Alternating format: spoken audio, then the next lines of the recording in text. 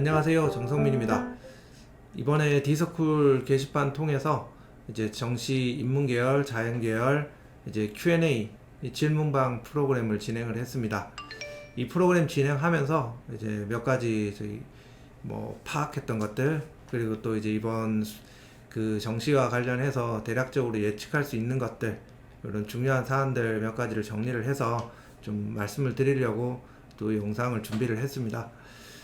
이번에 형식은 이제 자연계열 150명, 인문계열 50명 이제 학생들 점수가 이제 질문으로 올라왔고요. 그 각 점수에 대해서 대략적인 지원 라인을 이제 만들어 주는 것으로 저희 이제 그 DNA 입시랩 컨설턴트들이 전부 협심해서 이제 거기에 댓글로 이제 답변을 드렸습니다.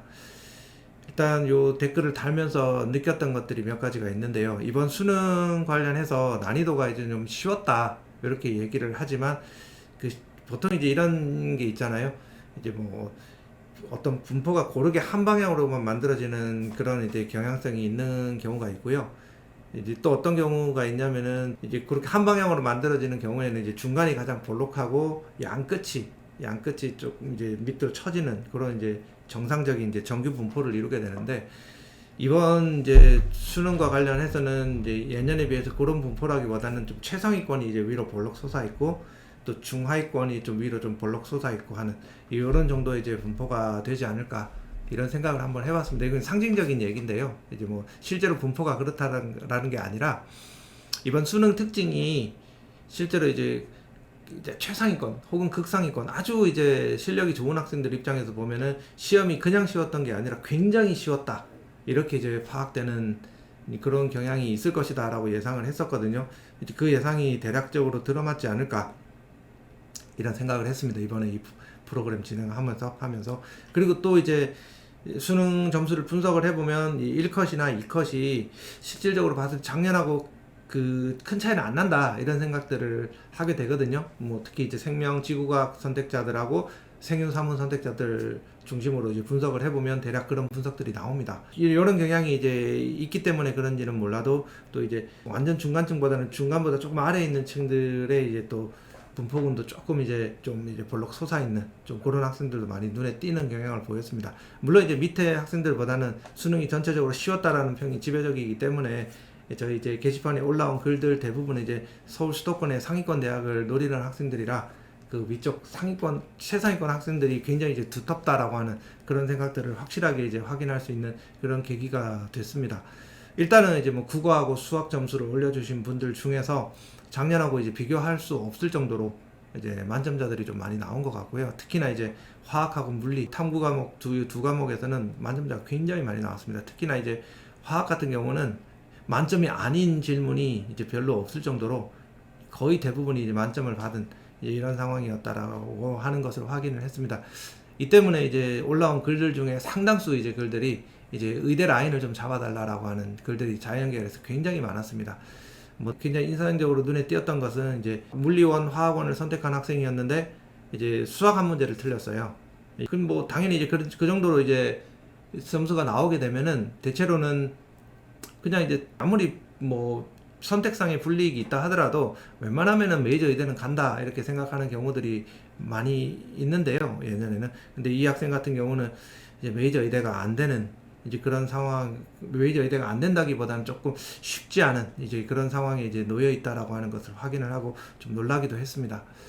그리고 또 이제 놀라웠던 것은 이제 서울대 공대가 웬만하면 되겠다라고 싶은 그런 점수대 학생들조차도 이제 서울대 공대가 되기가 어려운 이제 그런 경우들을 많이 봤습니다. 이렇게 이제 극상위권, 아주 가장 상위권에 있는 학생들의 이제 성적 라인이 굉장히 두텁게 형성이 되어 있기 때문에 이제 내가 비록 시험을 잘 봤다 하더라도 이제 섣불리 이제 좀 공격적으로 지원하고자 하는 성향을 보이기보다는 굉장히 이제 끝까지 신중하게 이제 지원 경향들을 모의 지원 샘플들을 분석을 해가면서 조금 이제 안전을 기해야 되지 않을까라는 생각을 했습니다. 요게 이제 첫 번째 저희가 확인했던 바고요. 두 번째로 확인했던 것은 뭐였냐면은 이제 이거는 설명회 때도 한번 말씀을 드렸던 적이 있는데, 연세대학교 이제 지원 라인에서 이제 인문계열 라인, 고려대학교 지원 라인에서 또 인문계열 라인, 이 두 이제 층이 이제 확실하게 나뉘지 않을까라는 생각을 했습니다. 이게 무슨 얘기냐면은 일단은 이제 연세대학교가 올해부터 이제 사탐 가산점을 3% 그 부여를 합니다. 인문계열 지원 학생들한테. 보통 이제 연대 이공계열 점수가 안 되는 학생들이 이제 그 연대를 가고자 한다면은 이제 인문계열로 지원을 한단 말이에요. 보통 인문계열로 지원해서 교차 지원해서 합격을 하려면은 자연계열보다 이공계열보다 인문계열이 한 문제 정도를 더 틀려도 이제 갈 수가 있거든요. 근데 이제 올해 같은 경우는 이제 연대 이공계열이 안 되는 학생들이 이게 인문계열로 눈을 돌리게 되면은 3% 가산점 때문에 인문계열도 안 되는 경우가 너무 많아요. 거의 안 된다고 봐야 되거든요. 그렇기 때문에 이 친구들이 이제는 연대 인문계열에 눈을 돌리기보다는 이제 고대 인문계열로, 고대는 가산점이 없잖아요. 고대 인문계열로 지원할 확률이 훨씬 더 크고, 이제 그 순위들을 감안을 해봤을 때는 지금 예상되는 핫플라인은 연세대학교는 뭐 인문계열 학생들 중에서 이제 성적을 잘 받았다 싶은 학생들은 자연계열 학생들의 침공 없이 안전하게 연대 인문계열을 붙을 수가 있기 때문에 연대 인문계열을 그냥 쓰게 되는 거고요. 그 학생들이 이제 만약에 눈을 돌려서 고려대학교로 지원하려고 한다면은 오히려 이제 고대는 이제 합격을 할 수 없는 이제 이런 경우들도 굉장히 많이 눈에 띄었습니다. 뭐 생각을 해보면 연대가 되는 학생이 이제 똑같은 학과라고 하면 고대로 넘어오는 경우는 그렇게 많지는 않단 말이에요. 그렇게 본다면은 굳이 올해는 연대가 되는데도 불구하고 이제 고려대학교로 넘어가서 지원을 한다? 인문계열 학생들한테는 그게 필요 없는 선택지가 돼버린 것이 아닌가 이런 생각이 듭니다. 물론 이제 영어를 아주 못 봤다든지 이런 경우는 예외가 될 수가 있겠지만 어쨌든 영어 성적이 이제 일정 등급 이상 나오고 뭐 영어가 이제 1등급, 2등급이 나오고 이제 연대가 되는 성적이다라고 한다면은 굳이 이제 고대 인문계열을 바라볼 필요가 없는 상황이 돼버린 거죠. 그리고 이제 뭐 어차피 이제 고대 인문계열이 합격할 수 있는 학생들 같은 경우는 고대는 교차 지원으로 들어오는 학생들하고 이제 이과 학생, 고득점 학생들하고 싸워야 된단 말이에요. 이 친구들하고 이겨서 고대 인문계열을 합격할 수 있는 학생들이라면은 그러면 연대로 눈을 돌렸을 때는 당연히 합격을 하겠죠. 그죠? 영어가 웬만큼 망치지 않은 상황이라고 한다면은. 그러니까 굳이 이제 이런 학생들이 이과 학생들하고 싸워서 고대에서 인문계열을 합격을 할 수는 있겠지만 여기 지원할 이유가 없죠. 연대가 되기 때문에.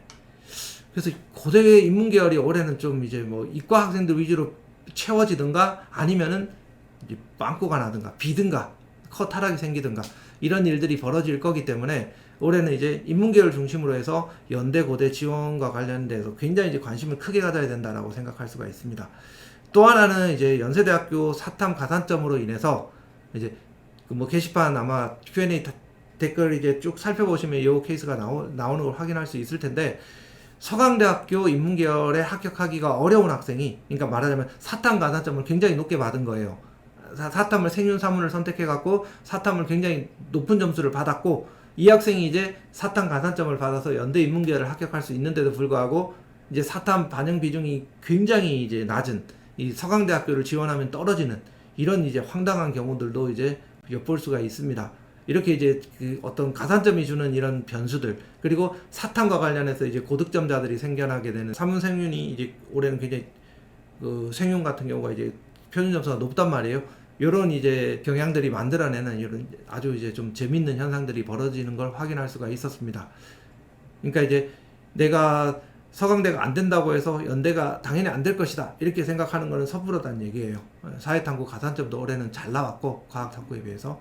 그렇기 때문에 오히려 이제 서강대학교는 과탐하고 사탐을 아주 차별성 없이 그냥 동일한 잣대로 이제 지원을 받기 때문에 뭐 당연히 이제 편준 점수나 이런 거에 있어서도 당연히 서강대학교 같은 경우는 100분위가 같다면 똑같이 이제 잡히겠죠. 근데 연대 같은 경우는 변환 표준 점수를 적용을 하지만 사회탐구에는 인문계열 가산점을 주기 때문에 사탐을 선택한 학생들이 이과 침공을 받지 않는단 말이에요.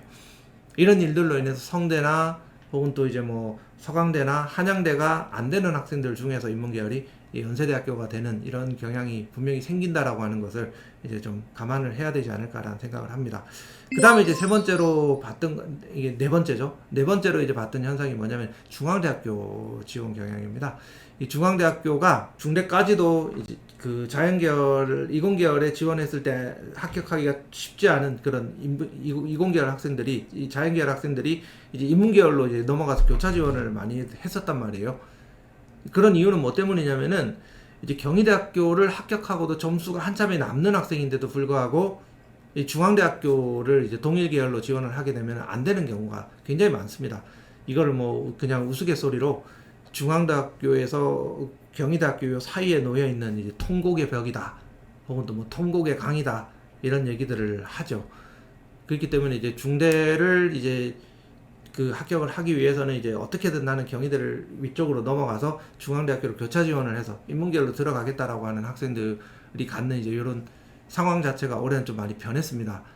뭐 연대하고 비슷할 수도 있는데, 중대는 그 인문계열하고 사범계열, 이 인문이라고 하는 것이 뭐냐면은 이제 그냥 말 그대로 인문대학을 말합니다. 상경계열이나 사회과학대학에서는 이제 해당 사항이 없고요. 인문계열하고 이제 사범계열, 이 두 계열의 사탕 가산점이 높이 주어집니다. 5%가 주어지는데, 이 가산점으로 인해서 또 어떤 일이 벌어지게 되냐면은, 내가 자연계 이공계열 중앙계열을 지원을 하는데 여의치가 않아요. 점수가 안 돼서 인문계열로 돌려서 교차 지원을 하려고 하는데, 근데 상경계열이나 사회과학계열은 인기가 많은 학과들이 있기 때문에 그 학과들도 이과에서 어중간한 점수로 넘어오게 되면은 안 되는 경우들이 꽤 많습니다.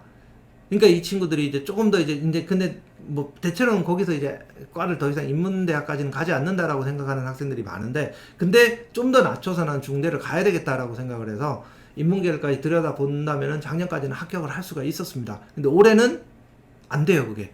그러니까 사회계열이 점수가 안 돼서 인문계열로 가게 되면, 여기는 점수 자체는 이제 합격 점수 자체는 낮을지는 몰라도 가산점이, 사탕 가산점이 붙어 있기 때문에 이제 이공계열 학생들이 들어오면 그 사탕 가산점 장벽 때문에 또 진입을 못 하게 됩니다.